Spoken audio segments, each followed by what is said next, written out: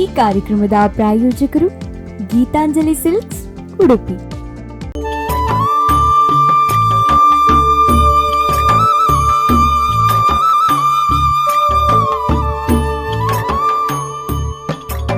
ಆತ್ಮೀಯ ವೀಕ್ಷಕರೇ, ಸ್ವಾಗತ. ಇದು ನಿಮ್ಮೂರಿನ ಜಾಣೆಯರನ್ನು ಪರಿಚಯಿಸುವಂತಹ ವಿಶೇಷ ಕಾರ್ಯಕ್ರಮ, ನಮ್ಮೂರ ಜಾಣೆ ಕಾರ್ಯಕ್ರಮ. ಈ ಕಾರ್ಯಕ್ರಮದ ಪ್ರಾಯೋಜಕರು ಗೀತಾಂಜಲಿ ಸಿಲ್ಕ್ಸ್. ಕರಾವಳಿ ಪ್ರದೇಶ ಅಂದಾಕ್ಷಣ ನಾನಾ ಥರದ ಪ್ರಕಾರಗಳು ನಮಗೆ ನೆನಪಿಗೆ ಬರ್ತವೆ. ಅದರಲ್ಲಿ ಒಂದು ಯಕ್ಷಗಾನ. ಯಕ್ಷಗಾನವನ್ನು ಕಲೀಲಿಕ್ಕೆ ತುಂಬಾ ಇಷ್ಟಪಡ್ತಾರೆ. ಆದರೆ ಯಕ್ಷಗಾನವನ್ನು ಕಲಿತು ಅದರಲ್ಲಿ ಸಾಧಿಸಿದವರು ಕೆಲವರು ಮಾತ್ರ. ಈ ಕೆಲವರಲ್ಲಿ ಒಬ್ಬರು ಈ ವಾರದ ನಮ್ಮೂರ ಜಾಣೆಯ ಕುರ್ಚಿಯಲ್ಲಿ ಕೂತ್ಕೊಂಡಿದ್ದಾರೆ. ಮೊದಲನೇದಾಗಿ ಅವರನ್ನು ಆತ್ಮೀಯವಾಗಿ ಸ್ವಾಗತಿಸೋಣ. ಕಾರ್ಯಕ್ರಮಕ್ಕೆ ಆತ್ಮೀಯವಾಗಿ ಸ್ವಾಗತ. ಈ ದಿನ ನಮ್ಮ ಜೊತೆಗೆ ಇರುವವರು ಶ್ರೀಮತಿ ಅರ್ಚನಾ ಆಚಾರ್ಯ ಇವರು ಯಕ್ಷಗಾನವನ್ನು ಬಾಲ್ಯದಿಂದಲೇ ಕಲಿತು ಈಗ ತನ್ನ ಬಾಲ್ಯದಲ್ಲಿ ಏನೆಲ್ಲ ಕಲಿತಾ ಇದ್ದಾರೆ ಅದನ್ನು ತನ್ನ ಮಕ್ಕಳಿಗೆ ಕಲಿಸ್ತಾ ಇದ್ದಾರೆ. ಯಾವ ರೀತಿ ಅವರು ಯಕ್ಷಗಾನಕ್ಕೆ ಬಂದರು, ಯಾವ ರೀತಿ ಯಕ್ಷಗಾನದ ಕಲಿಕೆ ಪ್ರಾರಂಭವಾಯಿತು ಅನ್ನೋದನ್ನು ಅವರಿಂದಲೇ ತಿಳ್ಕೊಳ್ಳುವ. ಮೊದಲನೇದಾಗಿ ಕಾರ್ಯಕ್ರಮವನ್ನು ಅವರ ಮಾತಿನಲ್ಲಿ ಶುರು ಮಾಡೋಣ. ನೀವು ಕಲಿತಂತಹ ಬಾಲ್ಯದಿಂದ ಕಲಿತಂತಹ ಯಕ್ಷಗಾನವು ನಿಮ್ಮನ್ನು ಇಲ್ಲಿ ತಂದು ಕೂರಿಸಿದೆ. ಯಾವ ರೀತಿ ಬಾಲ್ಯದಲ್ಲಿ ಕಲಿಕೆಗೆ ಆರಂಭವಾಯಿತು? ಮೊದಲನೇದಾಗಿ ಯಕ್ಷಗಾನ ಅಂದಾಕ್ಷಣ ಅದು ಗಂಡು ಕಲೆ ಬರ್ತದೆ. ಯಾವ ರೀತಿ ನಿಮಗೆ ಒಂದು ಕಲಿಬೇಕು ಅನ್ನೋ ಆಸಕ್ತಿ ಬಂತು, ಯಾರಿಂದ, ಅದ್ರ ಬಗ್ಗೆ? ನನ್ನ ಅಮ್ಮನ ಅಪ್ಪ ಯಕ್ಷಗಾನದ ಭಾಗವತಿಗೆ ಮತ್ತು ಇದು ಮದ್ದಳೆ ಬಡಿ ಇದೆಲ್ಲ ಮಾಡ್ತಾ ಇದ್ರು. ಹಾಗೆ ನಾವು ಅಜ್ಜಿ ಮನೆಗೆ ಹೋಗ್ತಾ ಇರುವಾಗ ಅಮ್ಮನೊಟ್ಟಿಗೆ ಎಲ್ಲಿ ಯಕ್ಷಗಾನ ಇದ್ರೂ ಹೋಗ್ತಾ ಇದ್ವಿ. ಅಥವಾ ಇಲ್ಲಿ ಮನೆಯಲ್ಲಿರುವಾಗ ಸಹ ಹಾಗೆ ಅಮ್ಮ ಯಕ್ಷಗಾನ ಎಲ್ಲಾದರೂ ಇದ್ದರೂ ಸಹ ನಮ್ಮನ್ನು ಕರ್ಕೊಂಡು ಹೋಗೋದು. ಹಾಗಾಗ್ಲಿಕ್ಕೆ ಹೋಗಿ ಯಕ್ಷಗಾನ ಒಂದು ಮಾಡಬೇಕು ಅಂದರೆ ನನ್ನ ಅಜ್ಜನಿಂದ ನನಗೆ ಅದರದ್ದೊಂದು ಇಂಟ್ರೆಸ್ಟ್ ಬರಲಿಕ್ಕೆ ಕಾರಣ ಆಯಿತು. ಓಕೆ, ಅಜ್ಜನ ಮೊಮ್ಮಗಳು ಅಜ್ಜನನ್ನು ನೋಡಿ ಒಂಥರ ನಾನು ಕೂಡ ಯಕ್ಷಗಾನದಲ್ಲಿ ಕಲಿಬೇಕಂತ. ಹಾಗಾದ್ರೆ ನಿಮ್ಮ ಗುರುಗಳು ನಿಮ್ಮ ಅಜ್ಜವ? ಅಲ್ಲ, ಗುರುಗಳು ಅಂತಲ್ಲ, ನಾವು ಸಣ್ಣದಿರುವಾಗ ನೋಡಿದ್ದು ಮಾತ್ರ. ಅಜ್ಜನ ಮದ್ದಳೆ ಬಡಿಯುವುದು ಭಾಗವತಿಗೆ ನೋಡಿದ್ದು ಮಾತ್ರ ಸಣ್ಣದಿರುವಾಗ. ನನಗೆ ಮೊದಲು ಗುರುಗಳು ನಾನಂದರೆ 10ನೇ ಕ್ಲಾಸ್ ಫಸ್ಟಿಗೆ ಅಂದರೆ ಹೀಗೆ ತಾಳ ಎಲ್ಲ ಮಾಡ್ತಿದ್ದೆ. ಮತ್ತು ಮೊದಲಿಗೆ ಇದು ಮಾಡಿದ್ದು ಮಾತ್ರ ಅಂದರೆ ಹೆದರಿಕೆ ಆವಾಗೆಲ್ಲ ಯಕ್ಷಗಾನಕ್ಕೆ ಅಂದರೆ ಬಿಡ್ತಾ ಇರಲಿಲ್ಲ ಮುಂಚೆ ಎಲ್ಲ. ಆದರೆ ಮಾಡಬೇಕು ಅಂತ ಆಸೆ ಇತ್ತು. ಫಸ್ಟಿಗೆ ನನಗೆ ವೇದಿಕೆ ಸಿಕ್ಕಿದ್ದು 10ನೇ ಕ್ಲಾಸಲ್ಲಿ. 10ನೇ ಕ್ಲಾಸಲ್ಲಿ ಯಕ್ಷಗಾನ ಇದು ವಾರ್ಷಿಕೋತ್ಸವ ಟೈಮಲ್ಲಿ ಯಕ್ಷಗಾನ ಉಂಟು ಮಾಡ್ತೀರ ಕೇಳಿದುವಾಗ ಆಯಿತು ಅಂತ ಇಂಟ್ರೆಸ್ಟಲ್ಲಿ ಹೋದ್ವಿ. ಆದರೆ ಫಸ್ಟಿಗೆ ಕೊಟ್ಟದ್ದು ನನಗೆ ಯಕ್ಷಗಾನ ಹಾಸ್ಯಗಾರ ಪಾರ್ಟಿ. ನನಗೆ ಫಸ್ಟ್ ಅಂದರೆ ಅಂದರೆ ಮೊದಲು ಮಾಡೋದಲ್ಲ, ಯಾವುದೊಂದು ಒಳ್ಳೆ ವೇಷ ಮಾಡಬೇಕು ಅಂತ. ಆದರೂ ಮತ್ತೆ ಅವ್ರು ಕೊಟ್ಟದ್ದು ಅಂತೇಳಿ ಗುರುಗಳು ಹೇಳಿದರು ಅದರಲ್ಲಿ ವೇಷದಲ್ಲಿ. ಅಂದರೆ ನಮಗೆ ಗೊತ್ತಿಲ್ಲ ಆ ವೇಷ ಹೇಗೆ ಈ ವೇಷ ಹೇಗೆ, ಕಲೆಯಲ್ಲಿ ಎಲ್ಲ ಒಂದೇ ಅಂತ. ಆಸೆಗಾರ ಮಾಡುವಾಗ ಫಸ್ಟಿಗೆ ಬೇಸರ ಆಯಿತು. ಆದರೂ ಅಂದರೆ ಕಲಿತು ಎಲ್ಲ ಇದು ಪ್ರೋಗ್ರಾಮ್ ವಾರ್ಷಿಕೋತ್ಸವ ದಿವಸ ಒಳ್ಳೆ ಮಾಡಿದ್ದೆ. ಮತ್ತೆ ಹೊರಗೆ ಬಂದಾಗ ಗೊತ್ತಾಯಿತು ಕಲೆಯಲ್ಲಿ ಎಲ್ಲದು ಒಂದೇ, ಹಾಸ್ಯಗಾರ ಅಂತಲ್ಲ, ರಾಜವೇಷ ಅಂತಲ್ಲ, ಎಲ್ಲ ವೇಷ ಮಾಡಿದ್ರು ಒಂದೇ ಅಂತ ಎಲ್ಲರೂ ಹೇಳಿದರು. ಒಳ್ಳೆಯದಾಗಿದೆ ನಮಗೆ ನೆಗಡಿ ಸಾಕಾಯಿತು ಅಂತ. ಹಾಗೆ ಇದಾಗಲಿಕ್ಕೆ ಹೋಗಿ ಯಕ್ಷಗಾನ ಮತ್ತೆ ನಮ್ಮದು ಅಲ್ಲಿ ಪೆರಣಂಕಿಲ ಯಕ್ಷಗಾನ ಮಹಿಳಾ ಯಕ್ಷಗಾನ ಮಂಡಳಿ ಅಂತ ಸ್ಟಾರ್ಟ್ ಮಾಡಿದ್ರು 2005ರಲ್ಲಿ. ಆವಾಗ ಸಹ ನನ್ನನ್ನು ಕರೆದ್ರು, ನೀವು ಬರ್ತೀಯಾ ಯಕ್ಷಗಾನಕ್ಕೆ ಅಂತ. ಆಮೇಲೆ ಅಲ್ಲಿ ನಾವು ನಮಗೆ ಪ್ರಥಮ ಗುರು ಅಂತ ಹೇಳಿದರೆ ಯಕ್ಷಗುರು ಮಂಜುನಾಥ್ ಕುಲಾರ್ಲೆ ಎಡ್ತಾಡಿ ಅಂತ ಅವರಿಂದ ಹೆಜ್ಜೆ ತಾಳ ಎಲ್ಲ ಮತ್ತೆ ಕಲ್ತದ್ದು. ಫಸ್ಟಿಗೆ ಒಂದು ಶಾಲೆಯಲ್ಲಿ ಮಾಡಿದ್ದು, ಆಮೇಲೆ ನಾವು ಹೆಜ್ಜೆ ಎಲ್ಲ ಕಲ್ತದ್ದು ಮಂಜುನಾಥ್ ಕುಲಾರ್ಲೆ ಎಡ್ತಾಡಿ ಅಂತ. ಅವರು ಕೇಂದ್ರದಲ್ಲಿ ನಮ್ಮದು ಇವರು ಸಂಜೀವ ಸುವರ್ಣ ಗುರುಗಳ ಶಿಷ್ಯ, ಅವರು ಇಂದ್ರಳಿಯಲ್ಲಿ. ಅವರಿಂದ ಸ್ಟಾರ್ಟ್ ಆಗ್ತದೆ ನಮ್ಮದು ಯಕ್ಷಗಾನ. ಮತ್ತೆ ಎಲ್ಲ ಕಲಾವಿದರಿಗೂ ಪ್ರಪ್ರಥಮವಾಗಿ ಸಿಗುವಂತಹ ವೇದಿಕೆ ಅಂದ್ರೆ ಅದು ಶಾಲೆಯಲ್ಲಿ ವಾರ್ಷಿಕೋತ್ಸವ ಅಂತ ಹೇಳ್ಬೋದು. ಒಂದು ನೀವು ಅಜ್ಜ ಮಾಡುವಂತಹದ್ದು, ಅಜ್ಜ ಯಾರಿಗಾದ್ರೂ ಕಲ್ಸಿಕೊಡೋದು ನೋಡಿ ನೀವು ಕಲ್ತ್ರಿ. ನೀವು ಮೊದಲನೇದಾಗಿ ಯಕ್ಷಗಾನ ತರಗತಿಗೆ ಹೋದಾಗ ನಿಮ್ಗೊಂದು ಸ್ವಲ್ಪ ಸುಲಭ ಆಗ್ಲಿಲ್ವಾ? ಸ್ವಲ್ಪ ಸುಲಭ ಆಯ್ತು. ಅಂದ್ರೆ ನನಗೆ ಸ್ವಲ್ಪ ಹೆಜ್ಜೆ ನೋಡಿ ಎಲ್ಲ ಗೊತ್ತಿತ್ತಲ್ಲ, ಹಾಗಲೇ. ಆದ್ರೂ ಸಹ ನಮ್ಮ ಗುರುಗಳು ಎಲ್ಲರಿಗೂ ಒಂದೇ ರೀತಿ ಕಲಿಸುದು ನಮ್ಗೆ. ಅಂದ್ರೆ ಈಗ ಯಕ್ಷಗಾನ ಅಂತೇಳಿ ಒಂದು ಯಕ್ಷಗಾನ ಸ್ಟೆಪ್ ಹಾಕಿ ಅಂತ ಹೇಳಿದ್ರೆ ಅದು ನಮ್ಗೆ ಕಾಲು ಸ್ವಲ್ಪ ಅಟ್ಟೆ ಹೀಗೆ ಇಡ್ಲಿಕ್ಕೆ ಉಂಟು. ಯಕ್ಷಗಾನ ಸ್ಟೆಪ್ ಅಂತ ಹೇಳುವಾಗ ಅದು ಕಾಲು ಹಾಗೆ ಬರ್ತದೆ ನಮ್ಗೆ. ಆ ತರ ಕಲಿಸಿದ್ದಾರೆ ನಮ್ಗೆ ಗುರುಗಳು. ಓಕೆ, ಹಾಗಾದ್ರೆ ಗುರುಗಳ ಪ್ರಭಾವ ಇದೆ ಅಂತ ಆಯ್ತು. ನೀವು ಕಲ್ತ್ರಿ, ಒಂದು ಹವ್ಯಾಸಿಯಿಂದ ವೃತ್ತಿಗೆ ಬರಬಹುದು ಕಲ್ತ್ರವರಿಂದ. ನೀವು ಈಗ ಹವ್ಯಾಸಿಯಲ್ಲಿ ಇದ್ದೀರಾ, ವೃತ್ತಿ ಪರಕ್ಕೆ ಬಂದಿಲ್ಲ? ಇಲ್ಲ, ನಾನು ಹವ್ಯಾಸಿ ಯಕ್ಷಗಾನ ಮಾಡ್ತಾ ಇರೋದು. ನಮ್ದಂದ್ರೆ ಮೊದಲು ಮದುವೆ ಆಗೋ ಮುಂಚೆ ಅದು. ನಾನಂದ್ರೆ ಕ್ಲಾಸ್ ಎಲ್ಲ ನಮ್ಗೆ ಅಂದ್ರೆ ಪ್ರತಿ ವರ್ಷ ಅಂದ್ರೆ ಪೆರಣಂಕಿಲೆ ದೇವಸ್ಥಾನದಲ್ಲಿ ಪ್ರತಿ ವರ್ಷ ಜಾತ್ರೆ ಟೈಮಲ್ಲಿ ಇಡೀ ದಿನ ಯಕ್ಷಗಾನ. ಅಂದ್ರೆ ನಮ್ಗೆ ಗುರುಗಳು ಎಲ್ಲ ಕಲಿಸಿದ್ದಾರೆ. ಪಾಂಡವರ ಒಡ್ಡಲಗದಿಂದ ಬೆಳಿಗ್ಗೆ ತನಕ ಯಾವ ರೀತಿ ಮಾಡ್ಬೋದು ಅಂತ 3 ಪ್ರಸಂಗ ಮಾಡಿಕೊಂಡು ಮೂರು ಅಂದರೆ ಎಷ್ಟು ವೇಷ ಕೊಟ್ಟರು ಮಾಡ್ತೇವೆ ಅಂತ ನಾವು ಬೆಳಗ್ಗಿನ ತನಕ ನಾವು ಮಾಡ್ತಿದ್ವಿ. ಮತ್ತು ಆನಂತರ ಅಲ್ಲಿ ಅಂದರೆ ಸುಮಾರು ವೇಷ ಇಲ್ಲಿ ರಾಜಾಂಗಣದಲ್ಲಿ, ಹಿರಿಯಡ್ಕದಲ್ಲಿ, ಪೆರಡೂರಲ್ಲಿ ಮತ್ತು ಕೆಲವು ಕಡೆ ಎಲ್ಲ ಮಾಡಿದ್ದೇವೆ ನಾವು, ಅಂದರೆ ಗುರುಗಳ ಮುಖೇನವಾಗಿ ಮಾಡಿದ್ದು. ಓಕೆ, ನೀವು ತುಂಬಾನೇ ಇಷ್ಟಪಟ್ಟು ಹಾಕಿದಂಥ ವೇಷ ಯಾವುದಾದ್ರು ಇದ್ರೆ? ನಾನು ವೇಷ ಮಾಡಿದ್ದು ತುಂಬ ಇಷ್ಟಪಟ್ಟು ಮಾಡಿದ್ದು ಸುಧಾನು ಅರ್ಜುನ ಕಾಳಗದಲ್ಲಿ ಸುಧಾನು ಮಾಡಿದ್ದು. ಎಲ್ಲ ವೇಷವು ಇಷ್ಟವೇ, ಸುಧಾನು ಅರ್ಜುನ ಕಾಳಗದಲ್ಲಿ ಸುಧಾನು ಮಾಡಿದ್ದು ಅದಂದರೆ ನನಗೆ ತುಂಬ ಇಷ್ಟ. ಅದರಲ್ಲೆಲ್ಲ ಸ್ಟೆಪ್ ಎಲ್ಲ ತುಂಬ ಇರೋದು. ನಮಗೆ ಮುಂಚೆ ಎಲ್ಲ ಹುರುಪು ಜಾಸ್ತಿ ಅಲ್ಲ, ಕುಣಿಬೇಕು, ಒಟ್ಟು ಕುಣಿಬೇಕು, ಮಂಡಿ ಹಾಕಬೇಕು, ಕುಣಿಬೇಕು, ಫುಲ್ ಸ್ಟೇಜಲ್ಲೆಲ್ಲ ಇದು ಮಾಡಬೇಕು, ಎಲ್ಲರಲ್ಲಿ ವಿಸಿಲೆಲ್ಲ ಹಾಕಬೇಕು ಅಂದರೆ ಫಸ್ಟ್ ಎಲ್ಲ ಮಾಡೋದಲ್ಲ. ಆಗಲ್ಲ ಅದೊಂದು ಮರೆಯಲಾಗದು. ಸುಧಾನು ಕಾಳಗದಲ್ಲಿ ಸುಧಾನು ಮಾಡಿದ್ದು. ಅದು ಯಾವ ವೇದಿಕೆಯಲ್ಲಿ ಮಾಡಿದ್ರಿ ನೀವು? ನಾವು ಅದು ಬೆರಣಂಕಿಲ ದೇವಸ್ಥಾನದಲ್ಲಿ ಮಾಡಿದ್ದು. ಮತ್ತೆ ಹಿರಿಯಡ್ಕದಲ್ಲಿ ಸಹ ಅದೇ ಮಾಡಿದ್ದು, ರಾಜಾಂಗಣದಲ್ಲಿ ಸಹ ಮಾಡಿದ್ದೇವೆ. ಓಕೆ, ಯಕ್ಷಗಾನ ಮತ್ತೆ ಭರತನಾಟ್ಯ ಈ ಎರಡು ಒಂದು ನೃತ್ಯ ಪ್ರಕಾರಗಳು ದೇವಸ್ಥಾನಗಳಲ್ಲಿ ಮಾಡಬಹುದು ಅಂತ ಅವಕಾಶ ಅದಕ್ಕಿದೆ. ಅದು ಬಿಟ್ಟು ಇದು ಯಕ್ಷಗಾನ ಹೆಂಗಸರು ಮಾಡಿ ತುಂಬಾನೇ ನಿಮ್ಗೆ ಪ್ರಶಂಸೆ ಬಂದಂತಹ ಒಂದು ಯಾವ್ದಾದ್ರು ಪಾತ್ರ ಇದ್ರೆ ನೀವು ಈ ರೀತಿ ಮಾಡಿದ್ರಾ ಅಂತ ಆಶ್ಚರ್ಯಪಟ್ಟು ಹೇಳಿದ್ರೆ? ಅದು ನಾವು ಇಲ್ಲಿ ಕರಂಬಳ್ಳಿಯಲ್ಲಿ ಯಕ್ಷಗಾನ ಇದಿತ್ತು ನಮಗೆ ಪ್ರೋಗ್ರಾಮ್, ಅಂದರೆ ಕಾಂಪಿಟೇಷನ್ ಇತ್ತು. ಅದರಲ್ಲಿ ಇದು ಕಿರಾತನ ಪಾರ್ಟ್, ಅಂದರೆ ನಮಗೆ ಅದರಲ್ಲಿ ಪ್ರಸಂಗಕ್ಕೆ ನಮಗೆ ದ್ವಿತೀಯ ಸ್ಥಾನ ಬಂದಿತ್ತು. ಅದರಲ್ಲಿ ನಾನು ಕಿರಾತನ ಪಾರ್ಟ್, ಅಂದರೆ ಅದು ಅಡ್ಡ ಕಿರೀಟ ಮಾಡಿ ವೇಷ ಎಲ್ಲ ಮಾಡಲಿಕ್ಕಿತ್ತು. ಅದು ಮಾಡಿದ್ದಕ್ಕೆ ನನಗೆ ಫಸ್ಟ್ ಪ್ರೈಸ್ ಬಂದಿತ್ತು. ಎಲ್ಲರೂ ಹೇಳಿದರು ಒಳ್ಳೆಯದಾಗಿದೆ, ಆಗ್ಬೋದು ನೀನು ಮಾಡಿದ್ದು ಅಂತ ಹೇಳಿದರೆ. ಓಕೆ, ಅಂದ್ರೆ ಅದು ಯಾವುದಕ್ಕೆ ಸ್ಪರ್ಧೆಗಾಗಿ ನಡೆದದ ಅಲ್ವಾ? ಇತರೆ ಸ್ಪರ್ಧೆಗಂತಲೇ ಮಾಡಿದ್ದು ನಾವು ಅದನ್ನು. ಓಕೆ, ಅದು ಅಂದ್ರೆ ಯಾವ ರೀತಿ ಇತ್ತು ಸ್ಪರ್ಧೆಯಲ್ಲಿ? ಅಂದರೆ ಎಲ್ಲ ಫುಲ್ಲು ಬೇರೆ ಬೇರೆ ಕಡೆಯವರೆಲ್ಲ ದೊಡ್ಡ ಅಂದರೆ ನಮ್ಗಿಂತ ದೊಡ್ಡ ಕಲಾವಿದರೆಲ್ಲ ಇದ್ರು. ಅದರಲ್ಲಿ ನಮಗೆ ಸೆಕೆಂಡ್ ಬಂದದ್ದೇ ನಮ್ಮದು ತುಂಬಾ ಖುಷಿ ನಮಗೆ. ಅಂದರೆ ನಾವೆಲ್ಲ ಆವಾಗ ಎಲ್ಲ ಸಣ್ಣದು ಇದರಲ್ಲಿ ಇದ್ವಿ, ದೊಡ್ಡ ಕಲಾವಿದರೆಲ್ಲ ಇದ್ರು, ಅವರದ್ದೆಲ್ಲ ಟೀಮೆಲ್ಲ ಅಂದರೆ ಮೇಳದವರದ್ದಲ್ಲ, ಕಲಾವಿದರೆ ಹೀಗೆ ಅತಿಥಿ ಕಲಾವಿದರೆಲ್ಲ ಅಂತ ಮಾಡುವಂಥ ಅದರಲ್ಲಿ ಸಹ ದೊಡ್ಡವರೆಲ್ಲ ಇದ್ದಾರಲ್ಲ, ಅನುಭವಿಗಳೆಲ್ಲ.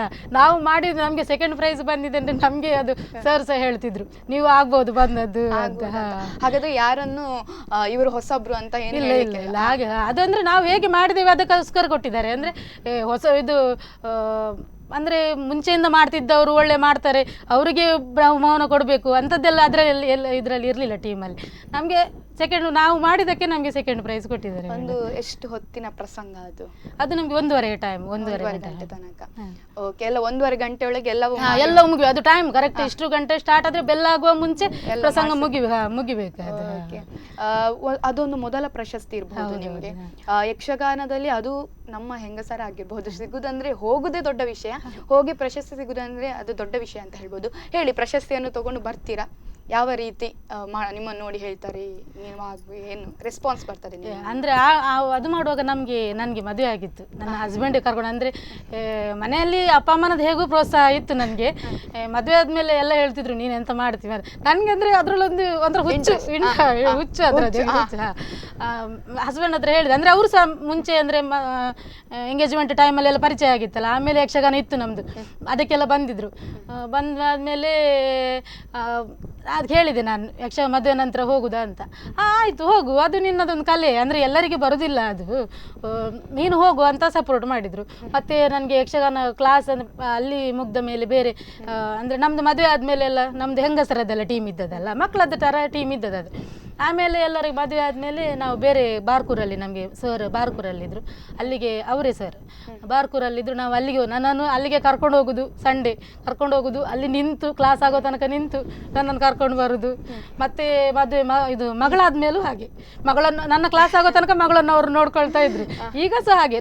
ನಾನಂದ್ರೆ ಮಕ್ಕಳಿಗೆ ಅಷ್ಟೇನಿಲ್ಲ, ನನ್ನ ಅಪ್ಪ ಅಂದರೆ ಆಯ್ತು, ಅಂದರೆ ಅಪ್ಪನೊಟ್ಟಿಗೆ ಇದ್ದದ್ದು ಅವರು ಜಾಸ್ತಿ. ನಾನಂದರೆ ಯಕ್ಷಗಾನ, ನಾಟಕ ಮತ್ತು ಕುಣಿತ ಭಜನೆ ಇದಕ್ಕೆಲ್ಲ ಹೋಗ್ತೇನಲ್ಲ, ಹಾಗಾಗಲೇ ಅಪ್ಪನ ಓಡಾಟದ ಇದ್ದದೇ ಜಾಸ್ತಿ.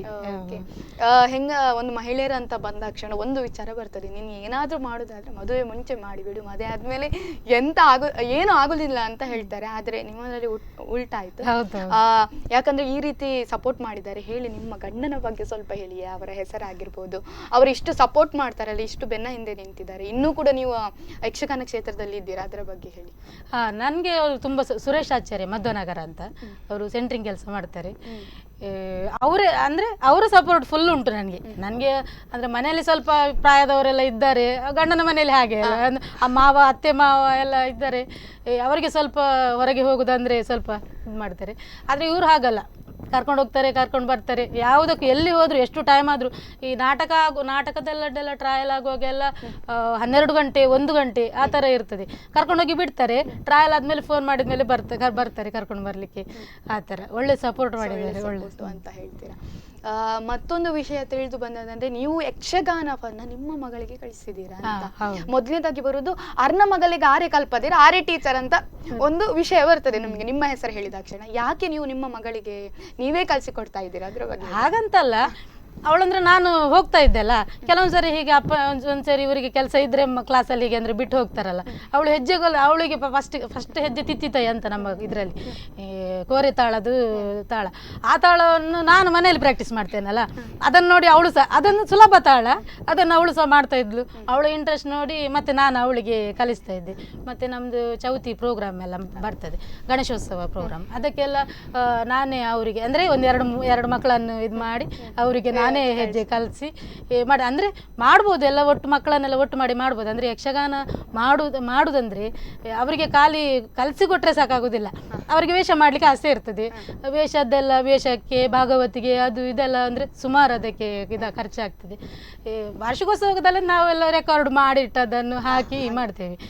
ಮಕ್ಕಳಿಗೆಲ್ಲ ಆಸೆ ಉಂಟು, ನಮ್ಮ ಊರಿನ ಹತ್ತಿರ ಮಕ್ಕಳೆಲ್ಲ ಹೇಳ್ತಾರೆ ಮಾಡ್ಬೋದು ಅಂದರೆ ಸುಮಾರು ಜನ ಬೇಕಾಗ್ತದೆ, ಅದಕ್ಕೆ ವ್ಯವಸ್ಥೆ ಎಲ್ಲ ಸುಮಾರು ಬೇಕಾಗ್ತದೆ, ಅದೆಲ್ಲ ಕಷ್ಟ ಆಗ್ತದೆ. ಅದಕ್ಕೆ ಇದು ರೆಕಾರ್ಡ್ ಎಲ್ಲ ಮಾಡಿದ್ದು ಬಾಲಗೋಪಾಲ ಇಂಥದ್ದೆಲ್ಲ ಮಾಡಿಸ್ತಾ ಇದ್ದೇನೆ. ಹಾಗಾದ್ರೆ ಆಸಕ್ತಿ ಇದ್ದವ್ರು ನಿಮ್ಮ ಹತ್ರ ಬಂದ್ರೆ ನೀವು ಕಲಿಸಿಕೊಡ್ತೀರಾ? ಕಲಿಸಿಕೊಡ್ತೇನೆ, ಅಂದ್ರೆ ವೇಷಕ್ಕೆಲ್ಲ ಆಗುವಾಗ ಸ್ವಲ್ಪ ಕಷ್ಟ ಆಗ್ತದೆ ಅಂತ. ಓಕೆ, ಯಕ್ಷಗಾನದ ಬಗ್ಗೆ ಹೇಳ್ತಾ ಇದ್ರಿ. ನೀವು ಯಾವ ಒಂದು ಯಕ್ಷಗಾನದಲ್ಲಿ 3 ವಿಧ ಅಂತ ಹೇಳ್ತಾರೆ, ನೀವು ಆ 3 ವಿಧದಲ್ಲಿ ಯಾವ ವಿಧವನ್ನ ಕಲಿತಾ ಇದ್ದೀರಿ? ನಾನು ಬಡಗುತಿಟ್ಟು ಕಲಿತಾ ಇರೋದು. ಆ ಬಡಗುತಿಟ್ಟಿನ ವೇಷಭೂಷಣ ಹೇಗಿರ್ತಾರೆ ಅದ್ರ ಬಗ್ಗೆ ಸ್ವಲ್ಪ ಹೇಳಿ. ವೇಷಭೂಷಣ ಒಂದೊಂದು ತರ ಇರ್ತದೆ.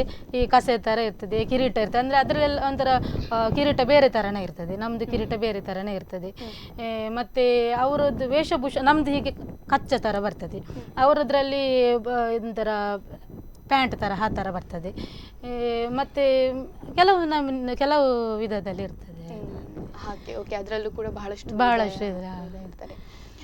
ಯಕ್ಷಗಾನದಲ್ಲಿ ನಿಮ್ಗೆ ಯಾರನ್ನಾದ್ರೂ ಯಾವ್ದಾದ್ರು ತುಂಬಾ ಜನ ಯಕ್ಷಗಾನದಲ್ಲೂ ಕೂಡ ಸೆಲೆಬ್ರಿಟಿಗಳಿದ್ದಾರೆ, ಇಂಥವರ ಜೊತೆ ಒಂದು ನಾನು ಮಾಡ್ಬೇಕು ಯಕ್ಷಗಾನ, ಇವರ ಜೊತೆ ನೃತ್ಯ ಒಂದು ಹೆಜ್ಜೆ ಹಾಕ್ಬೇಕು ಅನ್ನೋದಾದ್ರೆ ಯಾರ ಜೊತೆ? ಯಾರು ನಿಮ್ಮ ಒಂದು ಫೇವ್ರೆಟ್ ಯಕ್ಷಗಾನ ಕಲಾವಿದರು? ನಾನು ಸಾರಿ ಗುರುಗಳ ಜೊತೆ ಒಂದು ಹೆಜ್ಜೆ ಹಾಕ್ಲಿಕ್ಕೆ ಅವಕಾಶ ಸಿಕ್ಕಿದೆ ನಿಮ್ಗೆ? ಇಲ್ಲ, ಇಷ್ಟ ತನಕ ಸಿಗ್ಲಿಲ್ಲ. ಓಕೆ, ಗುರುಗಳು ನೋಡ್ತಾ ಇದ್ರೆ ಒಂದು ಬಾರಿ ಖಂಡಿತವಾಗಿ ಮಾಡ್ತಾರೆ ಅವರ ಯಕ್ಷಗಾನವನ್ನ. ಯಕ್ಷಗಾನದಲ್ಲಿ ನೀವು ಹಾಸ್ಯದ ಮುಖಾಂತರ ಮೊದಲನೇದಾಗಿ ಬಂದವರು. ಈಗಿನ ಕಾಲದಲ್ಲಿ ಯಾವ ರೀತಿ ಆಗಿದೆ ಅಂದ್ರೆ ಒಂದು ಹೀರೋ ಹೀರೋಯಿನ್ಗಿಂತ ಹಾಸ್ಯಗಾರರು ತುಂಬಾ ಹಿಟ್ ಆಗ್ತಾರೆ. ತುಂಬಾ ಜನಕ್ಕೆ ತಮಾಷೆಗಳು ತುಂಬಾ ಇಷ್ಟ ಆಗ್ತದೆ. ಆದ್ರೆ ಯಕ್ಷಗಾನ ಅಂತ ಬಂದ ತಕ್ಷಣ ಪೌರಾಣಿಕ ಕಥೆಗಳು ತುಂಬಾನೇ ಜಾಸ್ತಿ, ಅದಕ್ಕೆ ಹಾಸ್ಯವನ್ನ ಹಾಕ್ಲಿಕ್ಕೆ ಅಷ್ಟೊಂದು ಹಾಕಿದ್ರೆ ಪರ ವಿರೋಧದ ಚರ್ಚೆ ತುಂಬಾನೇ ಆಗ್ತದೆ. ನೀವೇನ್ ಹೇಳ್ತೀರಾ ಅದ್ರ ಬಗ್ಗೆ?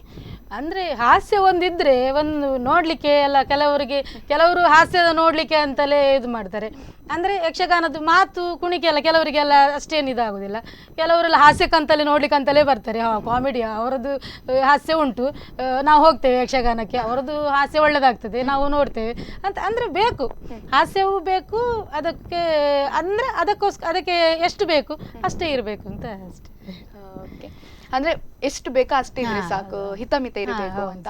ಯಕ್ಷಗಾನಕ್ಕೆ ಹೋದಾಕ್ಷಣ ನಾವು ಇಡೀ ಒಂದು ಪೌರಾಣಿಕ ಕಥೆಗಳನ್ನು ತಿಳಿಬಹುದು ಅಂತ ಹೇಳ್ತಾರೆ. ಆದ್ರೆ ಯಕ್ಷಗಾನದ ಮೇಲೆ ಯಾರು ಅಷ್ಟೊಂದು ಕಮ್ಮಿ, ಸ್ವಲ್ಪ ಸ್ಟಾರ್ಟಿಂಗ್ ಅಲ್ಲಿ ಇರ್ತಾರೆ ಮತ್ತೆ ಇರೋದಿಲ್ಲ, ಅದು ತುಂಬಾನೇ ಬೇಜಾರಿನ ವಿಷಯ. ಅದ್ರ ಬಗ್ಗೆ ಏನ್ ಹೇಳ್ತಾರೆ? ಅಂದ್ರೆ ಫಸ್ಟ್ ಅಂದ್ರೆ ಕೆಲವೊಂದ್ಸಲ ಎಂತ ಆಗ್ತದೆ, ನೋಡಿ ಇರ್ತಾರೆ ಪೌರಾಣಿಕ ಕಥೆ ಅಲ್ಲ, ಅದನ್ನೇ ಪುನಃ ನೋಡ್ಬೇಕಲ್ಲ, ಕೆಲವ್ರಿಗೆ ಅಂದ್ರೆ ಕುಣಿತ ನೋಡುದು, ಅವ್ರಂದ್ರೆ ಒಬ್ರೊಬ್ರು ಒಂದೊಂದ್ ತರ ಕುಣಿತಾರೆ ಅಥವಾ ಒಬ್ರೊಬ್ರು ಒಂದೊಂದ್ ತರ ಮಾತಾಡ್ತಾರೆ, ಅವರ ಅಭಿಪ್ರಾಯವನ್ನು ಅವ್ರು ಹೇಳ್ತಾರಲ್ಲ, ಅದಕ್ಕಾಗಿ ಕೆಲವರೆಲ್ಲ ಇಂಟ್ರೆಸ್ಟ್. ಈಗ ಅಂತ ಹಳೆಯವರೆಲ್ಲ ಮಾತ್ರ ಇರುದು, ಈಗಿನವರೆಲ್ಲ ಭಾರಿ ಕಡಿಮೆ, ಯಕ್ಷಗಾನ ನೋಡ್ಲಿಕ್ಕೆ ಬರೋದೇ ಕಡಿಮೆ. ಹಳೆಯವರೆಲ್ಲ ಅವ್ರು ಹೇಗೆ ಮಾತಾಡ್ತಾರೆ, ಇವ್ರು ಹೇಗೆ ಯಕ್ಷಗಾನದಲ್ಲಿ ಅದಕ್ಕೆ ಹೇಗೆ ಅಂದ್ರೆ ಮಾತುಗಾರಿಕೆಗೋಸ್ಕರ ಕೇಳಲಿಕ್ಕೆಲ್ಲ ಬರ್ತಾರೆ.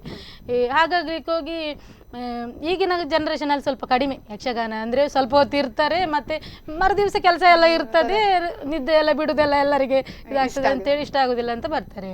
ಓಕೆ, ಈ ವಿಚಾರದ ಬಗ್ಗೆ ಇನ್ನಷ್ಟು ಮಾತನಾಡೋಣ. ಒಂದು ಸಣ್ಣ ವಿರಾಮದ ಸಮಯ. ನೋಡಿದ್ರಲ್ಲ ವೀಕ್ಷಕರೇ, ಈ ವಾರದ ನಮ್ಮೂರಿನ ಜಾಣೆ ಶ್ರೀಮತಿ ಅರ್ಚನಾ ಆಚಾರ್ಯ ಅವರು ಯಕ್ಷಗಾನದ ಬಗ್ಗೆ ನಮ್ಮ ಜೊತೆ ಹಲವಾರು ಮಾತುಗಳನ್ನು ಹಂಚಿಕೊಳ್ತಾ ಇದ್ರು. ಇವರ ಜೊತೆ ಇನ್ನಷ್ಟು ಮಾತನಾಡೋಣ. ಇದು ಗೀತಾಂಜಲಿ ಸಿಲ್ಕ್ಸ್ ಅರ್ಪಿಸುವಂತಹ ನಮ್ಮೂರು ಜಾಣೆ ಕಾರ್ಯಕ್ರಮ. ಈ ಕಾರ್ಯಕ್ರಮದಲ್ಲೊಂದು ಪುಟ್ಟ ವಿರಾಮ. ಈ ಕಾರ್ಯಕ್ರಮದ ಪ್ರಾಯೋಜಕರು ಗೀತಾಂಜಲಿ ಸಿಲ್ಕ್ಸ್, ಉಡುಪಿ.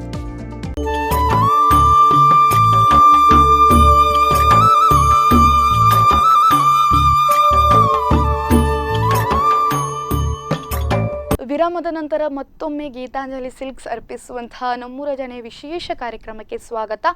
ಈ ದಿನ ನಮ್ಮ ಜೊತೆಗೆ ಇರುವವರು ಯಕ್ಷಗಾನ ಕಲಾವಿದೆ ಶ್ರೀಮತಿ ಅರ್ಚನಾ ಆಚಾರ್ಯ ಅವರು. ಬನ್ನಿ, ಅವರನ್ನು ಕಾರ್ಯಕ್ರಮಕ್ಕೆ ಮತ್ತೊಮ್ಮೆ ಪ್ರೀತಿಯಿಂದ ಸ್ವಾಗತಿಸೋಣ. ಮತ್ತೊಮ್ಮೆ ಕಾರ್ಯಕ್ರಮಕ್ಕೆ ಸ್ವಾಗತ.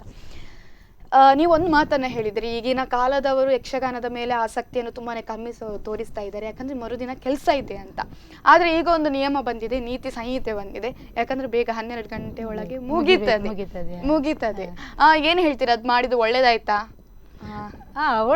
ಒಳ್ಳೇದು ಅಂದ್ರೆ ಎಲ್ಲರೂ ಅಂದ್ರೆ ನೋಡ್ತಾರಲ್ಲ, ಒಂದು ಕಾಲಮಿತಿ ಅಂತ ಇರ್ತದೆ. ಅಂದ್ರೆ ಎಲ್ಲರೂ ಒಂದು ನೋಡ್ಲಿಕ್ಕೆ ಒಂದು ಇಂಟ್ರೆಸ್ಟ್ ಇರುವವರು, ಅಂದ್ರೆ ಕೆಲವೊಂದ್ಸರಿ ಅಂತ ಆಗ್ತದೆ, ಕೆಲವೊಬ್ಬರಿಗೆ ಇಂಟ್ರೆಸ್ಟ್ ಇರ್ತದೆ, ಅವರೊಟ್ಟಿಗೆ ಬಂದವರು ಹೋಗುವ ಅಂತಾರೆ. ಆಗ ಕೆಲವರಿಗೆ ನೋಡ್ಲಿಕ್ಕೆ ಆಗುದಿಲ್ಲ. ಈಗ ಕಾಲಮಿತಿ ಇದ್ದಾಗ ಅವರಿಗೂ ನೋಡ್ಲಿಕ್ಕೆ ಸಿಗ್ತದೆ, ಬೇರೆಯವರು ಸಹ ನೋಡ್ತಾರೆ ಅಂತ ಹಾಗೆ. ಓಕೆ. ಮತ್ತೆ ಯಕ್ಷಗಾನದಲ್ಲಿ ಮೊದಲಾದ್ರೆ ತುಂಬಾನೇ ಕನ್ನಡ ಭಾಷೆಯಲ್ಲಿ ಮಾಡ್ತಾ ಇದ್ರು, ಪ್ಯೂರ್ ಲ್ಯಾಂಗ್ವೇಜ್ ಅಂದ್ರೆ ಯಕ್ಷಗಾನದಲ್ಲಿ ಕನ್ನಡ. ಈಗ ಏನಾಗಿದೆ ಅಂದ್ರೆ ತುಳು ಭಾಷೆಯಲ್ಲಿ ಬರ್ತಾರೆ. ನಮ್ಮ ಮಾತೃಭಾಷೆ ಅಂದಾಕ್ಷಣ ತುಂಬಾನೇ ಹತ್ರ ಆಗ್ತದೆ ಕೇಳಲಿಕ್ಕೆ.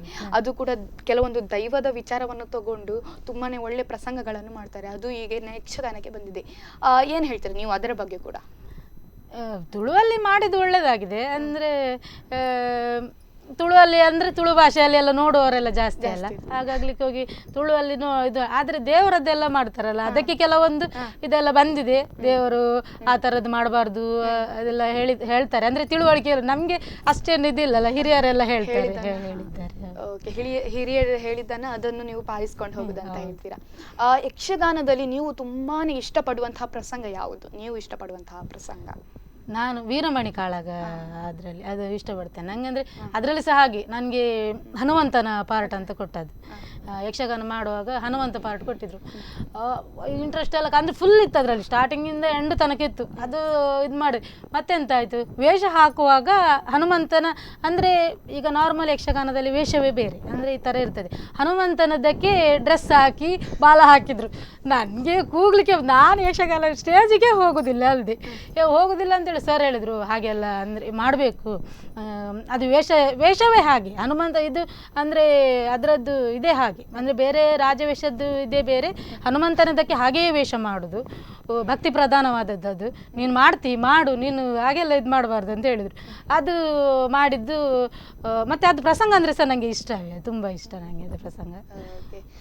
ನೀವು ತುಂಬಾ ನಿಮ್ಮ ಯಕ್ಷಗಾನದ ಒಂದು ಜರ್ನಿ ಬಗ್ಗೆ ಹೇಳ್ತಾ ಹೋದ್ರಿ. ಯಕ್ಷಗಾನದ ಬಗ್ಗೆ ಹೇಳುವಾಗ ಒಂದು ನಾಟಕದ ವಿಷಯವನ್ನು ತೆಗೆದ್ರಿ. ಅರ್ಚನಾ ಆಚಾರ್ಯ ಅಂತ ಹೇಳಿದಾಗ ಕೇವಲ ಯಕ್ಷಗಾನ ಅಲ್ಲ, ನಾಟಕದಲ್ಲೂ ಇದ್ದಾರೆ, ಕುಣಿತ ಭಜನೆಯಲ್ಲೂ ಇದ್ದಾರೆ ಅಂತ. ನಾಟಕದ ಬಗ್ಗೆ ಹೇಳ್ತಾ ಹೋಗುವ. ಮೊದಲನೇದಾಗಿ ಯಾವ ನಾಟಕದ ಒಂದು ಟೀಮಲ್ಲಿ ಇದ್ದೀರಾ, ಯಾವ ನಾಟಕದಲ್ಲಿ ಅಭಿನಯಿಸಿದ್ದೀರಾ? ನಾನು ಟೀಮಲ್ಲಿ ಅಂತ ಇಲ್ಲ, ನಾನು ಅದೇ ಈಗ ಯಕ್ಷಗಾನ ಮಾಡ್ತಾ ಇರುವಾಗ ನನ್ನ ದೊಡ್ಡಮ್ಮನ ಮಗಳ ಗಂಡ ಅವ್ರ ಮಗಳು ಸಹ ಹಾಗೆ, ಅವರು ಭಾವನ ಹತ್ರ ಹೇಳಿದ್ರಂತೆ, ಅವರು ಯಕ್ಷಗಾನ ಮಾಡ್ತಾರೆ, ಗಣೇಶ್ ಪಡುಬಿದ್ರಿ ಅಂತ. ಅವರು ನಿರ್ದೇಶನ ಮಾಡ್ತಾರೆ, ಇದು ಸಹ ಕತೆ ಸಹ ಬರೆದಿದ್ದಾರೆ. ಅವರು ಒಂದು ನಾಟಕ ಇಲ್ಲಿ ಇಂದ್ರಹಳ್ಳಿ ಉಡುಪಿ ಕುಂಜಿಬೆಟ್ಟಲ್ಲಿ ಇದು ನಾಟಕ ಮಾಡ್ತಾ ಇರುವಾಗ ಒಂದು ಪಾರ್ಟಿಗೆ ಜನ ಬೇಕು ಅಂತ, ನಾಟಕ ಮಾಡಲಿಕ್ಕೆ ಜನ ಬೇಕು ಅಂತ ಹೇಳುವಾಗ ನನ್ನ ಅಕ್ಕನ ಹತ್ರ ಹೇಳಿದ್ರಂತೆ. ಅದಕ್ಕೆ ನನ್ನನ್ನು ಕೇಳಬಹುದಲ್ಲ ಅಂತ ಹೇಳಿದ್ರಂತೆ. ಅವರು ನನ್ನ ಹತ್ರ ಫೋನ್ ಮಾಡಿ ಕೇಳಿದರು, ಹೀಗೀಗೆ ಒಂದು ನಾಟಕ ಉಂಟು, ಬರ್ತೀಯ? ನನಗಂದರೆ ನಾನು ಅಷ್ಟರ ತನಕ ನಾಟಕ ಮಾಡಲಿಲ್ಲ. ನನ್ನಂದರೆ ಯಕ್ಷಗಾನದ ಇದೇ ಬೇರೆ, ನಾಟಕದ ಇದೇ ಬೇರೆ, ಮಾತುಗಾರಿಕೆಯೇ ಬೇರೆ. ಅಂದರೆ ನಾನು ಎಂತ ಮಾಡೋದು, ಇಂಟ್ರೆಸ್ಟ್ ಉಂಟು ಮಾಡಲಿಕ್ಕೆ, ಇಂಟ್ರೆಸ್ಟ್ ಉಂಟು, ಹೋಗುದಾ ಬೇಡ? ಅದಕ್ಕೆ ಮತ್ತೆ ಇವ್ರದ್ದು ಹಸ್ಬೆಂಡ್ ಹತ್ರ ಕೇಳಿದೆ, ಹೀಗೆ ಭಾವ ಕರೀತಾ ಇದ್ದಾರೆ, ಅದಕ್ಕೆ ಎಂತ ಮಾಡೋದು? ಹೋಗು, ನಿನಗೆ ಇಂಟ್ರೆಸ್ಟ್ ಉಂಟು ಹೋಗು ಅಂತ ಹೇಳಿ ಮತ್ತೆ ಹೋದೆ. ಒಂದು ದಿವಸ ಸ್ಟಾರ್ಟಿಂಗ್ ಹೋದೆ, ಹೀಗೆ ಹೇಳಿದೆ, ನನಗೆ ಮಾತೆಲ್ಲ ಕಷ್ಟ ಆಗ್ತದೇನೋ ಅಂತ ಹೇಳಿ, ನೀನು ಹೆದರಬೇಡ, ನಾನು ಹೇಳಿಕೊಡ್ತೇನೆ, ನಾನಿದ್ದೇನಲ್ಲ ಅಂತ ಹೇಳಿದರು. ಮತ್ತೆ ಮತ್ತೆ ಹಾಗೆ ಮಾತುಗಾರ ಅವರು ಫಸ್ಟ್ ಅಂದರೆ ನಮ್ದಂದ್ರೆ ಯಕ್ಷಗಾನದಲ್ಲಿ ಮಾತು ಜೋರು, ವಾಯ್ಸ್ ಎಲ್ಲ ಫುಲ್ ಜೋರು ಬರ್ತದೆ, ಲೌಡ್ ವಾಯ್ಸ್. ನಾವಂದ್ರೆ ಯಕ್ಷಗಾನ ಸ್ಟಾರ್ಟಿಂಗಿಂದ ಮಾಡ್ತಾ ಇದ್ದದ್ದಲ್ಲ, ಹಾಗಾಗ್ಲಿಕ್ಕೆ ಹೋಗಿ ಅದಕ್ಕೆ ಒಂದು ವಾಯ್ಸ್ ಆಗಿ ಹೋಗಿದೆ, ಸೆಟ್ ಆಗಿ ಬಿಟ್ಟಿದೆ. ಒಂದು ಯಕ್ಷಗಾನ ವೇಷ ಹಾಕಿದ್ಮೇಲೆ ಗಂಡು ವಾಯ್ಸ್ ಒಂಥರ ಜೋರಿ ವಾಯ್ಸ್ ಬರ್ತದೆ. ಇಷ್ಟರ ತನಕ ಸ್ತ್ರೀ ವೇಷ ಮಾಡಲಿಲ್ಲ ನಾನು ಯಕ್ಷಗಾನದಲ್ಲಿ, ನನಗೆ ಅದು ಆಗೋದೇ ಇಲ್ಲ. ನನಗೆ ಅಂದರೆ ಗಂಡು ವೇಷ ಮಾಡಿ ಮಾಡಿ ಅದು ವಾಯ್ಸ್ ಎಲ್ಲ ಹಾಗೆ ರಫ್ ಆಗಿ ಹೋಗಿದೆ. ನಾನು ನಾಟಕದಲ್ಲಿ ಎಂತ ಮಾಡೋದು, ಅವರು ನನಗೆ ಪ್ರತಿ ಸಲ ಹೇಳಿದ್ರು ಸ್ವಲ್ಪ ನಿಧಾನ ಮಾತಾಡು, ಸ್ವಲ್ಪ ನಿಧಾನ ಮಾತಾಡು. ಅದಂದರೆ ಒಂದು ಅತ್ತಿಗೆ ರೋಲ್ ಇದ್ದದ್ದು, ಹೀರೋಯಿನ್ ಅತ್ತಿಗೆ ರೋಲ್ ಅಂತ ಇದ್ದದ್ದು. ನನಗೆ ಸ್ವಲ್ಪ ನಿಧಾನ ನಾರ್ಮಲ್ ಪಾರ್ಟ್ ಇದ್ದದ್ದು, ನಾರ್ಮಲ್ ಸಿಂಪಲ್ ಇದು ಫ್ಯಾಮಿಲಿ ಥರ ಇದ್ದದ್ದು. ನನಗೆ ಅದು ಎಷ್ಟು ಕಲ್ತರು, ಮನೆಯಲ್ಲಿ ಪ್ರಾಕ್ಟೀಸ್ ಮಾಡೋದು, ಕನ್ನಡಿಯಲ್ಲಿ ನಿಂತು ಅದು ಮಾಡಿ ಮಾಡಿ ಮತ್ತೆ ಸ್ವಲ್ಪ ಅಂದರೆ ಪೂರ್ತಿಯಾಗಿ ಅಲ್ಲ, ಸಾಧಾರಣ ಮಟ್ಟಿಗೆ ಒಂದು ಮಾತಾಡುವಾಗ ಒಂದು ಅದು ಯಾಪ ಬರ್ಪರ ಅಂತ ನಾಟಕ ನಾವು ಕಾನಂಗಿ ದೇವಸ್ಥಾನದಲ್ಲಿ ಭಾವನವರ ಒಟ್ಟಿಗೆ ಮಾಡಿದ್ದೆ. ಓಕೆ, ಯಾಪ ಬರ್ಪರಲ್ಲಿ ನಿಮ್ಮದೊಂದು ನಾಟಕ ವೃತ್ತಿ ಪ್ರಾರಂಭ ಆಯ್ತು. ಅನಂತರ ಅಂದರೆ ನಾನು ಅದೇ ಭಾವ ದೊಡ್ಡವನ ಮಗಳ ಗಂಡ ನನ್ನನ್ನು ಫಸ್ಟಿಗೆ ಇದು ಮಾಡಿದ್ದು. ಓಕೆ, ಅವರೊಂದು ಹೆಸರು ಹೇಳಿಬಿಡಿ, ಯಾರು? ಗಣೇಶ್ ಪಡುಬಿದ್ರಿ ಅಂತ. ಅಂದ್ರೆ ಅವರಿಂದಲೇ ಒಂದು ಶುರುವಾದಂತಹ ಒಂದು ನಾಟಕದ ಜರ್ನಿ. ಎಷ್ಟು ನಾಟಕ ಮಾಡಿದ್ರಿ? ನಾನು ಕೆಲವು ಮಾಡಿದ್ದೇನೆ, ಮತ್ತೊಂದು ಇಲ್ಲಿ ನಮ್ಮದು ಊರಲ್ಲಿ ಮಧ್ವನಗರದಲ್ಲಿ ಕಾಡಕೋಗಿಲೆ ಅಂತ ನಾಟಕ ಮಾಡಿದ್ವಿ. ಅದರಲ್ಲಿ ಸಹ ಹಾಗೆ ನಮ್ಮ ಮನೆ ಹತ್ತಿರದವರು ರಮೇಶ್ ಶೆಟ್ಟಿ ಅಂತ ಹೇಳಿ ಅವರು, ಅಂದರೆ ಅದೇ ವರ್ಷದಲ್ಲಿ ಅದು ನಾಟಕ ಅಲ್ಲಿ ಮಾಡಿದಂತೇನೋ ಕೇಳಿ ನಾಟಕಕ್ಕೆ ಬರ್ತಾರೆ. ಅಂದರೆ ಅವರೆಲ್ಲ ಹಿರಿಯ ಕಲಾವಿದರೆಲ್ಲ, ಮುಂಚೆ ಎಲ್ಲ ನಾಟಕ ಎಲ್ಲ ಮಾಡ್ತಿದ್ದವರು ನನ್ನ ಹತ್ರ ಹೇಳಿದರು, ಒಂದು ಹೀರೋಯಿನ್ ರೋಲ್ ಉಂಟು ಮಾಡ್ತೀಯಾ? ನಾ ಅಲ್ಲಿ ಮಾಡಿದ ಅತ್ತಿಗೆ ರೋಲು, ಇಲ್ಲಿ ಹೀರೋಯಿನ್ ರೋಲು. ಆದರೂ ಸಹ ಅಂದರೆ ನನಗೆ ಸ್ವಲ್ಪ ವಾಯ್ಸ್ ಇದೆಲ್ಲ ಲಿಮಿಟ್ ಇದಿರ್ತಲ್ಲ, ಹಾಗಾಗ್ಲಿಕ್ಕೆ ಹೋಗಿ ಆಯಿತು ಅಂತ ಒಪ್ಪಿದೆ, ಮಾಡ್ತೇನೆ ಅಂತ. ಆದರೂ ಸಹ ಅಲ್ಲಿ ಸಹ ಅವರು ರಮೇಶ್ ಶೆಟ್ಟಿ ಅವರು ತುಂಬ ನನಗೆ ತುಂಬ ಸಹಾಯ ಮಾಡಿದ್ದಾರೆ. ಅವರು ನಿರ್ದೇಶನ ಮಾಡಿದ್ದು ತುಂಬ ಸಹಾಯ ಮಾಡಿದ್ದಾರೆ, ನಮ್ಮದು ವಾಯ್ಸಿಗೆ ಆಗಲಿ ಅಥವಾ ಆ್ಯಕ್ಟಿಂಗಿಗಾಗಿ ತುಂಬ ಸಹಾಯ ಮಾಡಿದ್ದಾರೆ. ಅದೇ ಮಧ್ವನಗರದಲ್ಲಿ ಅತ್ಯುತ್ತಮ ನಾಟಕಗಳು ಬರಬೇಕಾದ್ರೆ ನಮ್ಮ ರಮೇಶ್ ಶೆಟ್ಟಿ ಅವರದ್ದು ಕೈ ಸಳಕ ಇದ್ದೇ ಇರ್ತದೆ. ಕಾಡಕ್ಕೆ ಹೋಗಿಲ್ಲ ಆಯ್ತು, ಅದ ನಂತರ ಮತ್ತೊಂದು ನಾಟಕ ಇತ್ತು,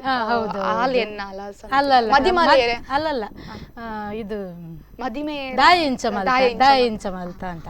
ಅದು ನಾಟಕವನ್ನು ಅದೇ ನಾನು ಗಣೇಶ್ ಭಾವ ಇದ್ದಾರಲ್ಲ ಅವರು ಮಾಡ್ತಾ ಇದ್ರು. ಅದು ಕಲಿಸ್ಲಿಕ್ಕೆ ಮಾತ್ರ ಪ್ರಭಾಕರಾಚಾರ್ಯ ಮೂಡುಬೆಳ್ಳೆ ಅವರು ನಿರ್ದೇಶನ ಮಾಡ್ತಾ ಇದ್ದದ್ದು. ಫೋನ್ ಮಾಡಿದ್ದು ನನಗೆ ಶಶಿರಾಜಾಚಾರ್ಯ ಮತ್ತು ವೆಂಕಟೇಶಾಚಾರ್ಯ ಅವರು ಫೋನ್ ಮಾಡಿ ಹೇಳಿದರು. ಅಂದರೆ ಅದು ಇತ್ತೀಚೆಗೆ ಆದದ್ದು. ನಾನದು ಸುಮಾರು ಅದು ನಾಟಕ ಸಾಗಿ ಸುಮಾರು ಟೈಮ್ ಆಯ್ತಲ್ಲ ಬಿಟ್ಟು ಅಂತೇಳಿ ರೋಲ್ ಉಂಟು, ನಾನೆಂತ ಸಣ್ಣ ರೋಲ್ ಇರ್ಬೋದು ಅಂತ ಹೋದದ್ದು. ಅದು ಸಹ ಹಾಗೆ ಸೆಕೆಂಡ್ ಹೀರೋಯಿನ್ ಪಾರ್ಟ್, ಅಂದರೆ ಹೀರೋನ ವೈಫ್ ಪಾರ್ಟ್, ಮತ್ತೊಂದು ಲವರ್ ಕ್ಯಾರೆಕ್ಟರ್ ಇತ್ತು, ವೈಫ್ ಕ್ಯಾರೆಕ್ಟರ್ ಇದ್ದದ್ದು ನನಗೆ. ನಾನು ಹೋಗಿ ನನಗೆ ಇದು ಬುಕ್ಕು ಕೊಡ್ತಾರೆ, ನಾನು ನೋಡ್ತೇನೆ, ನನಗೆ ಕ್ಯಾರೆಕ್ಟರ್ ನನಗೆ ಒಂಥರ ಅಂದರೆ ಅದು ಬಾಯಿ ಹಾಟ್ ಕಲಿಬೇಕು ನಮಗೆ. ಅಂದರೆ ಮುಂಚೆ ಆದರೆ ಅದೊಂಥರ ಕಲಿತಾ ಇರುವಾಗ ಒಂದು ಇದಿರ್ತದೆ, ಈಗ ಕೆಲಸ ಮಾಡ್ತಾ ಇರುವಾಗ ಅದನ್ನೆಲ್ಲ ಬಾಯ್ಹಾಟ್ ಕಲಿಬೇಕು, ಅದಕ್ಕೋಸ್ಕರ ಪ್ರಿಪೇರ್ ಆಗಬೇಕು. ಫಸ್ಟಿಗೆ ಹೋಗಿ ನೋಡಿದವಳು ನನಗೆ ಹೆದರಿಕೆ ಆಯಿತು, ಎಂತ ಮಾಡೋದಪ್ಪ ಇಷ್ಟು ಇದೊಂದು ರೋಲ್ ಕೊಟ್ಟಿದ್ದಾರಲ್ಲ ಎಂತ ಮಾಡೋದು.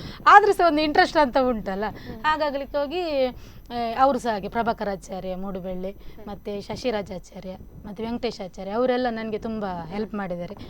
ಇದು ಅವರು ಹೇಳ್ತಿದ್ರು, ನಮ್ಮದು ಅಂದರೆ ಲವರ್ ಕ್ಯಾರೆಕ್ಟರ್ ಮಾಡ್ತಿದ್ದದ್ದು ಶಾಂಭವಿ ಆಚಾರ್ಯ ಅಂತ, ಅವಳು ಭರತನಾಟ್ಯದಲ್ಲಿ. ಸರ್ ಯಾವಾಗಲೂ ನಮ್ಗೆ ಹೇಳುದು, ಒಬ್ಳು ಯಕ್ಷಗಾನದವಳು ಒಬ್ಳು ಭರತನಾಟ್ಯದ ಇವರಿಗೆ ಕಲಿಸೋದು ಅಂತ ಹೇಳ್ತಾ ಇದ್ರು. ಆದರೂ ಸಹ ಒಳ್ಳೆ ಕಲಿಸಿದ್ದಾರೆ ನಮಗೆ. ಅದು ನಾವು ಎರಡೆರಡು ಪ್ರದರ್ಶನ ಮಾಡಿದ್ವಿ, ಒಂದು ಕುಂಜಿಬೆಟ್ಟಲ್ಲಿ ಮಾಡಿದ್ದೇವೆ, ಮತ್ತೊಂದು ಕಟ್ಪಾಡಿ ಉತ್ಸವ ಟೈಮಲ್ಲಿ ಮಾಡಿದ್ದೇವೆ.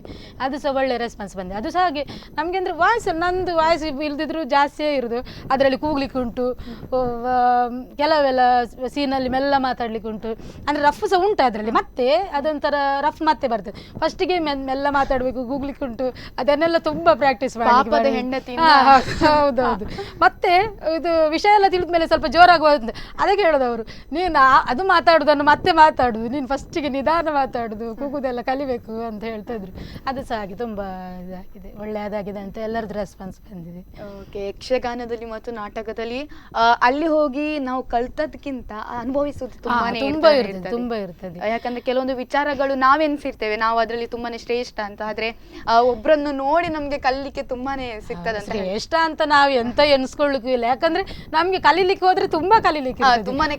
ಒಬ್ರು ಅಂದ್ರೆ ಹಾಸ್ಯಗಾರ ಇದು ಇದ್ರಲ್ಲಿ ನಾಟಕದಲ್ಲಿ ಇದು ಮಾಡ್ತಾರಲ್ಲ, ಅದರಲ್ಲಿ ಕಾಮಿಡಿ ಮಾಡೋರು ನೋಡಿ ನೋಡಿದ್ರೆ ನಮ್ಗೆ ಮಾಡ್ಬೋದಲ್ಲ ಅಂತ. ಅವರು ಮಾಡೋದು, ಅವರು ಕಷ್ಟ ಪಡೋದು ಅವರಿಗೆ ಗೊತ್ತು, ನಮ್ಗೆ ಗೊತ್ತು ನಮ್ಗೆ ಚಾನ್ಸ್ ಸಿಕ್ಕಿದ್ರೆ ಒಳ್ಳೇದಿತ್ತು ಅಂತ. ಆದ್ರೆ ಅವ್ರಿಗೆ ಪಡುವ ಕಷ್ಟ ಅವರಿಗೆ ಗೊತ್ತು. ಹಾಗೆ ಓಕೆ, ಯಕ್ಷಗಾನ ಆಯಿತು, ನಾಟಕದ ಬಗ್ಗೆ ಹೇಳಿದ್ರಿ. ಮತ್ತೆ ಬರುವುದಾದ್ರೆ ಕುಣಿತ ಭಜನೆ ಅಂತ. ಯಾಕಂದ್ರೆ ಈಗಿನ ಕಾಲದಲ್ಲಿ ಎಲ್ಲರ ಬಾಯಲ್ಲಿ ಬರುದು ಭಜನೆ ಮಲ್ಪೇರು, ಭಜನೆ ನನ್ನ ಇಜ್ಜಿ ಅಂತ.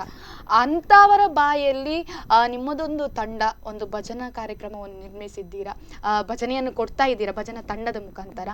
ನಾನು ಕೂಡ ನೋಡಿದ್ದೀನಿ ನಿಮ್ಮ ಭಜನಾ ಕುಣಿತ ಭಜನೆ. ಸಮಯ ಹೋದದೇ ಗೊತ್ತಾಗೋದಿಲ್ಲ. ಹೇಳಿ, ಭಜನೆಯ ಮೇಲೆ ಹೇಗೆ ಆಸಕ್ತಿ ಬಂತು?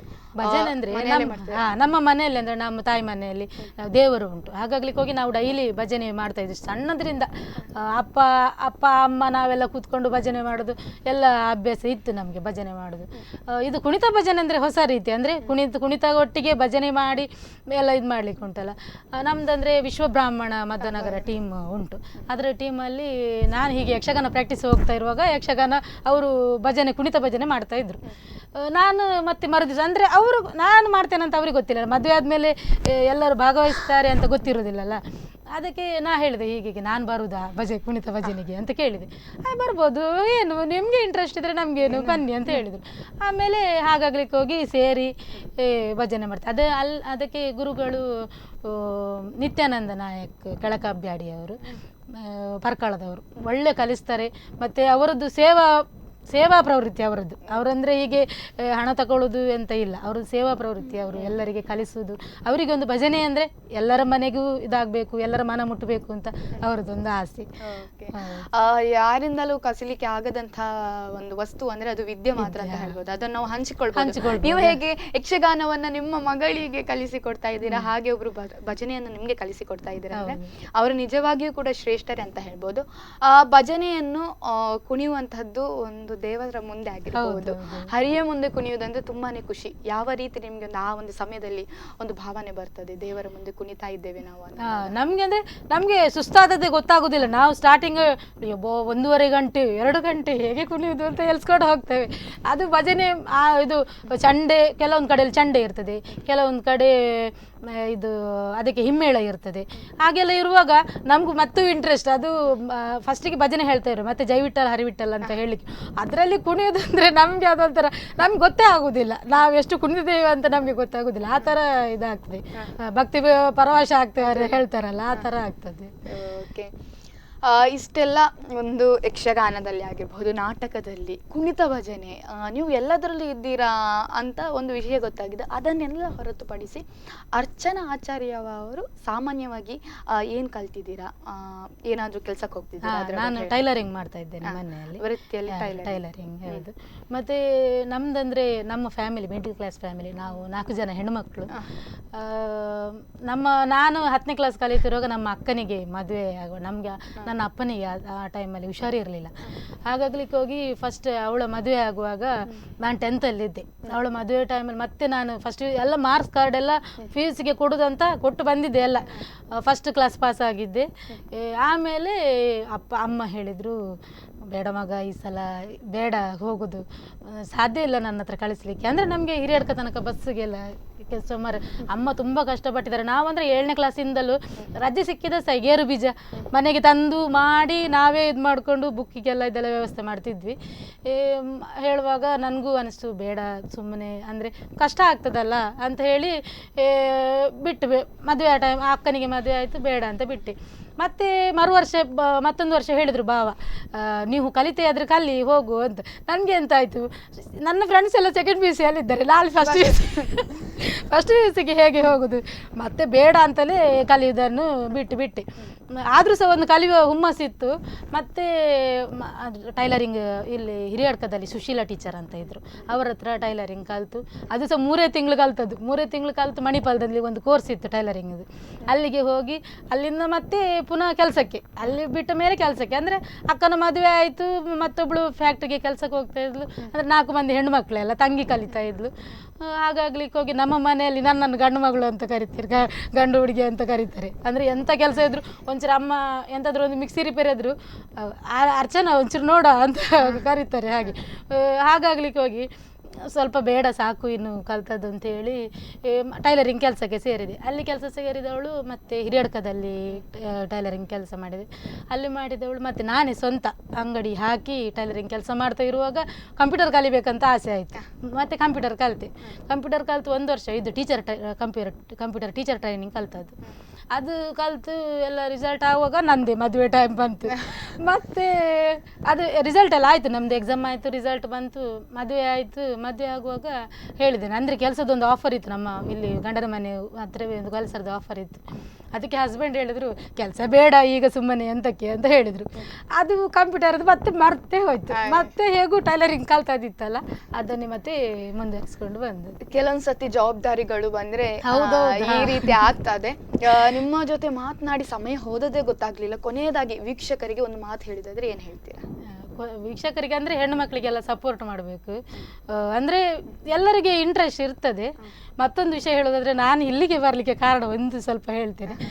ನನ್ನ ದೊಡ್ಡಮ್ಮನ ಮಗಳು ಪೂರ್ಣಿಮಾ ಆಚಾರ್ಯ ಅವರು ಕಡೆಕಾರಿನಲ್ಲಿ ಇದ್ದದ್ದು, ಅವರೀಗ ಕೊಡಿಬೆಟ್ಟಿನಲ್ಲಿದ್ದಾರೆ. ಅವರು ನಾನಂದರೆ ಎಲ್ಲದರಲ್ಲೂ ಮುಂದೆ ಇದ್ದೇನಲ್ಲ, ಅದಕ್ಕೆ ಅವರಂದರೆ ಟಿ ವಿ ಪ್ರೋಗ್ರಾಮ್ ಎಲ್ಲ ನೋಡ್ತಾರಲ್ಲ. ನಮಗಂದರೆ ಅದೆಲ್ಲ ಹೋಗಿ ಸುಮ್ಮನೆ ಅದಂದರೆ ಅದಕ್ಕೆಲ್ಲ ಯಾರ ಹತ್ರ ಹೇಳಬೇಕು ಅದೆಲ್ಲ ನಮಗೆ ಗೊತ್ತಿಲ್ಲ. ನಾವು ನಮ್ದು ಆಯ್ತು, ನಾವು ಕೆಲಸ ಮಾಡ್ಕೊಂಡು ನಮ್ದು ಎಷ್ಟು ಪ್ರತಿಭೆ ಉಂಟು ಅದನ್ನು ಅಷ್ಟು ಮಾಡ್ಕೊಂಡಿರೋದು. ಅದಕ್ಕೆ ಅವ್ರು ಹೇಳಿದರು, ಒಂದು ಫೋಟೋ ನಿಂದೆಲ್ಲ ಕೊಡು ಮಾರಿದ್ದಿ ಫೋಟೋ ಎಲ್ಲ, ನಮ್ಮದು ನಿಂದೊಂದು ಹೆಸರು ಬರೋದು ನಮಗೂ ಒಂದು ಆಸೆ ಅಲ್ಲ. ನಿಮ್ಮದು ನನ್ನ ತಂಗಿ ಅಂತ, ಅಂದರೆ ದೊಡ್ಡಮ್ಮನ ಮಗಳು ಅವರು ನನ್ನ ತಂಗಿದೊಂದು ಇದು ಮಾಡಬೇಕು, ಹೆಸರು ಬರಬೇಕಂತೇಳಿ ಅವರು ಅವರ ಗಂಡನಿಗೆ ಹೇಳಿ ಅವರು ಶಶಿರಾಜಾಚಾರ್ಯ ಅಂತ ಅವರಿಗೆ ಕೊಟ್ಟು, ಅವರು ಸಹ ಇಲ್ಲಿಗೆ ಬರಲಿಕ್ಕೆ ನನಗೆ ಕಾರಣ, ನಾನು ಇಲ್ಲಿಗೆ ಬರಲಿಕ್ಕೆ ಕಾರಣ. ಅಂದರೆ ಇಲ್ಲಿ ಬರ್ತೇನಂತ ಸಹ ನಾನು ಎಣಿಸ್ಕೊಂಡಿರಲಿಲ್ಲ. ಮತ್ತು ಅದು ಹೇಳೋದು, ಹೆಣ್ಣು ಮಕ್ಕಳಿಗೆ ಸಪೋರ್ಟ್ ಮಾಡಬೇಕು. ಅಂದರೆ ಮನೆಯಲ್ಲಿ ಸ್ವಲ್ಪ ಸಮಸ್ಯೆ ಎಲ್ಲ ಇರ್ತದೆ, ಮನೆ ಹೊರಗೆ ಹೋದಾಗ ಅಥವಾ ಭಜನೆಗೆ ಆಗಲಿ ಆ ಟೈಮಲ್ಲಿ ಎಲ್ಲ ಮರ್ತು ಹೋಗ್ತದೆ. ಅಂದರೆ 1 ಗಂಟೆ ಆಗಿರಲಿ ಅಥವಾ ಯಕ್ಷಗಾನ ಪ್ರಾಕ್ಟೀಸ್ ಹೋಗುವಾಗ 1 ಗಂಟೆ ಇರಲಿ, ಅದಂದರೆ ಎಲ್ಲರಿಗೂ ಮರ್ತು ಹೋಗ್ತದೆ, ಮನಸ್ಸಿನ ನೋವು ಸ್ವಲ್ಪ ಕಡಿಮೆ ಆಗ್ತದೆ. ಎಲ್ಲರಿಗೂ ಸಪೋರ್ಟ್ ಮಾಡಿ ಅಂತ ಹೇಳೋದು ಅಷ್ಟೇ. ತುಂಬಾ ಖುಷಿ ಆಯಿತು ನೀವು ಹೇಳಿದ ಹಾಗೇನೆ ಹೆಣ್ಣು ಮಕ್ಕಳು ಕೂಡ ಸಾಧಿಸ್ತಾರೆ ಅನ್ನೋ ಕಾರ್ಯಕ್ರಮಕ್ಕಾಗಿ ನಾವು ನಮ್ಮೂರ ಜಾಣೆ ಕಾರ್ಯಕ್ರಮ ಮಾಡಿದ್ದೇವೆ. ನೀವು ಕೂಡ ಈ ಕುರ್ಚಿಗೆ ಒಂದು ಸೂಕ್ತ ವ್ಯಕ್ತಿ ಅಂತ ಹೇಳಿ ತುಂಬಾನೇ ಧನ್ಯವಾದಗಳನ್ನು ಹೇಳ್ತೇನೆ. Thank you. ನೋಡಿದ್ರಲ್ಲ ವೀಕ್ಷಕರೇ, ಈ ವಾರದ ನಮ್ಮೂರಿನ ಜಾಣಿ ಶ್ರೀಮತಿ ಅರ್ಚನಾ ಆಚಾರ್ಯ ಅವರು ಹೆಣ್ಣು ಮಕ್ಕಳಿಗೆ ನೀವು ಬೆನ್ನನ್ನು ತಟ್ಟಿ ಪ್ರೋತ್ಸಾಹಿಸಿ ಅಂತ ಅವರ ಮಾತಿನಿಂದ ಹೇಳಿದ್ರು. ಅವರ ಮನದಾಳದ ಮಾತುಗಳನ್ನು ನಮ್ಮ ಜೊತೆ ಹಂಚಿಕೊಂಡ್ರು. ಹೀಗೆ ಮುಂದಿನ ವಾರ ಮತ್ತೊಂದು ಸಾಧಕಿ ಜೊತೆ ನಾನು ಕೃತಿ ಮೂಡಬಿಟ್ಟು ನಿಮ್ಮ ಮುಂದೆ ಬರ್ತೇನೆ. ಅಲ್ಲಿವರೆಗೂ ನೋಡ್ತಾ ಇರಿ ಸ್ಪಂದನ. ಈ ಕಾರ್ಯಕ್ರಮದ ಪ್ರಾಯೋಜಕರು ಗೀತಾಂಜಲಿ ಸಿಲ್ಕ್ಸ್, ಉಡುಪಿ.